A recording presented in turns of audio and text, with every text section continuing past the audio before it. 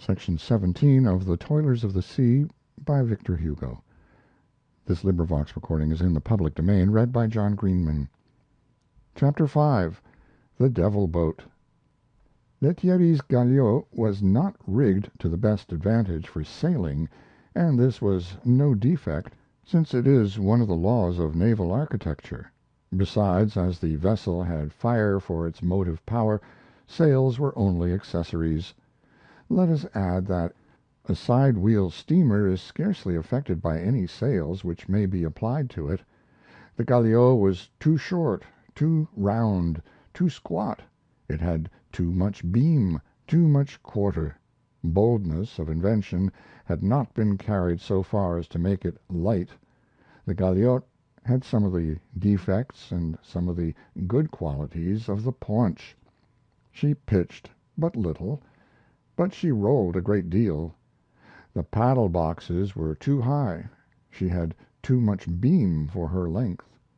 The engine was massive and encumbered her, and in order to render the vessel fit for a heavy cargo they had been obliged to heighten the bulwarks out of all proportion, which gave to the galley nearly the same defect as the old 74's, a bastard model, and which ought to be cut down in order to render them fit for fighting or sailing. Being short, she should have turned quickly, the time employed in an evolution being in proportion to the length of vessels, but the weight deprived her of the advantage gained by her shortness. Her midship frame was too large, which slackened her speed, the resistance of the water being in proportion to the greater section submerged, and to the square of the speed of the vessel. The stern was vertical, which would not be a fault nowadays, but at that time the invariable custom was to give it a slope of 45 degrees. All the curves of the hull were harmonious, but not sufficiently long for the obliquity, and above all for the parallelism of the prism of water displaced, which should never be thrown back otherwise than laterally. In heavy weather she shipped too much water, sometimes at the bow, sometimes at the stern, which indicated an error in placing the center of gravity. As the cargo was not where it should have been, owing to the weight of the engine, the center of gravity often shifted behind the mainmast, and then they were obliged to trust to steam and distrust the mainsail, for the effect of the mainsail in that case was to make the vessel fall off, instead of keeping her near the wind. The remedy was, when they were very near the wind, to let go the mainsheet. In this way the wind was fixed on the bow by the tack jib, and the mainsail no longer produced the effect of a stern sail. This maneuver was difficult. The helm was the old-fashioned tiller, not a wheel as at the present day, but with a bar turning on its hinges, fixed in the stern posts, and moved by a horizontal beam passing above the stern frame. Two small boats were suspended from the davits. The vessel had 4 anchors, the sheet anchor, the second anchor, or working anchor, and 2 small bower anchors. These 4 anchors, which were bent by chains, were worked, as occasion demanded, by the great capstan at the stern, or the little capstan at the bow. At that epoch the hydraulic capstan had not yet replaced the intermittent effort of the handspike. As the vessel had but 2 bower anchors, one on the starboard and the other on the port, the vessel could not be moored in a tideway, which placed it rather at a disadvantage in certain winds. However, in such cases it could make shift with the second anchor. The buoys were of the ordinary kind, and so constructed as to bear up the weight of the buoy ropes while remaining afloat. The long boat was of useful dimensions. It was the main dependence of the vessel, and was large enough to raise the sheet anchor. One novelty in this vessel was that it was partly rigged with chains, which deprived the running ropes of none of their freedom of movement, nor the standing rigging of its tension. The masts, though of secondary importance, were well proportioned. The top rigging, drawn taut, looked light. The timbers were solid but coarse. since steam does not require so much delicacy of wood as canvas. This boat had a speed of 2 leagues an hour. When lying to, she rowed well. Such as she was, Lethierry's galliot was a good sea boat, but she lacked sharpness wherewith to cut the water, and one could not say that she worked easily. One felt that in danger, on a reef, or in a waterspout, she would be hard to handle. She creaked like a misshapen thing. As she rolled on the waves, she made a noise like that of a new shoe. This vessel was above all things a carrier, and like all vessels fitted out for commerce rather than for war, was designed exclusively for the stowage of cargo. She accommodated but few passengers.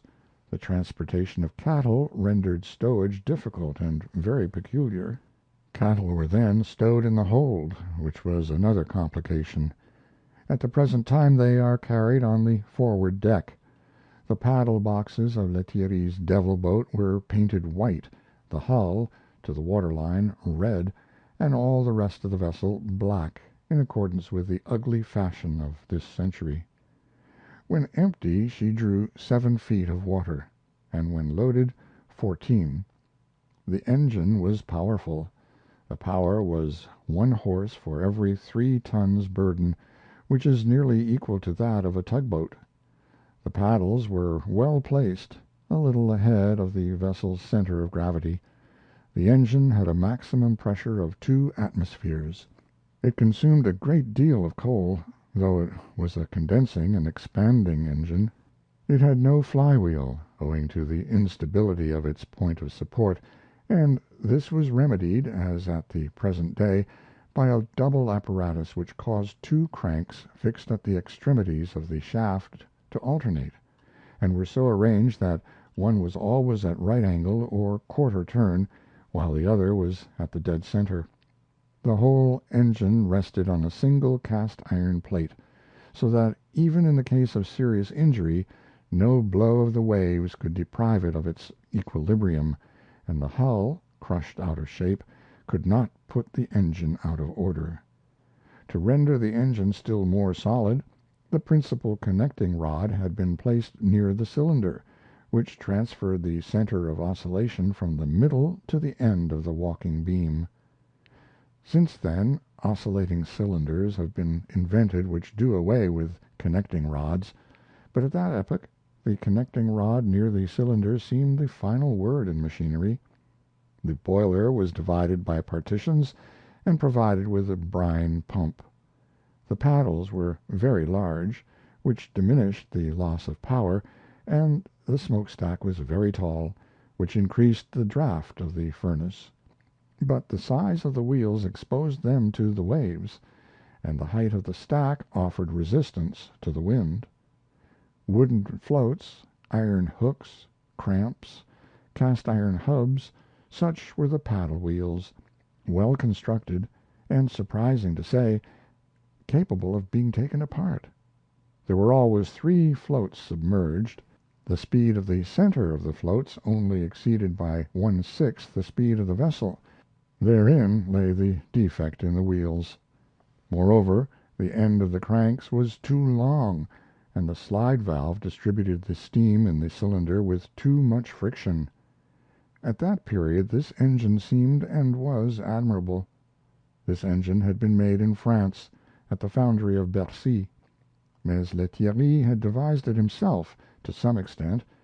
The mechanic who had built it on his model was dead, so that this engine was unique and it was impossible to replace it. The engineer remained, but the builder was gone. The engine cost 40,000 francs. Lethierry himself had made the galliot under the great covered ship shed which stands beside the first tower between St. Pierre Port and St. Sampson. He had gone to Bremen to buy the timber. On this structure he had exhausted all his knowledge as a ship's carpenter, and his talent was to be recognized in the planking, whose seams were narrow and even, and covered with sarangusti, an Indian mastic, which is better than pitch. The sheathing was well fastened. Lethierry smeared the keel with calgal. In order to correct the curve of the hull he had adjusted the jib boom to the bowsprit, which allowed him to add a flying jib to the jib. On the day when it was launched he said, "There, I am afloat." The galliot was, in fact, a success, as the reader has seen. Accidentally or intentionally it was launched on the 14th of July. On that day Lethierry, standing on the deck between the two paddle boxes, gazed intently at the sea and exclaimed, "'Tis thy turn! The Parisians took the Bastille, now we take thee." Lethierry's galliot made the trip from Guernsey to St. Malo once a week. She set out on Tuesday morning and returned on Friday evening, the eve of market day, which is Saturday.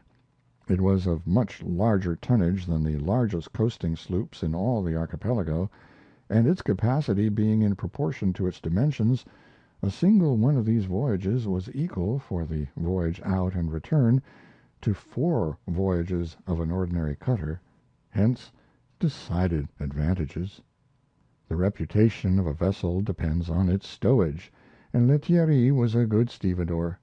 When he could no longer work on the sea himself, he trained a sailor to take his place as a stower of the cargo. At the end of 2 years the steamer brought in a net income of £750 sterling a year, that is to say, 18,000 francs. The pound sterling of Guernsey is worth 24 francs, that of England 25, and that of Jersey 26.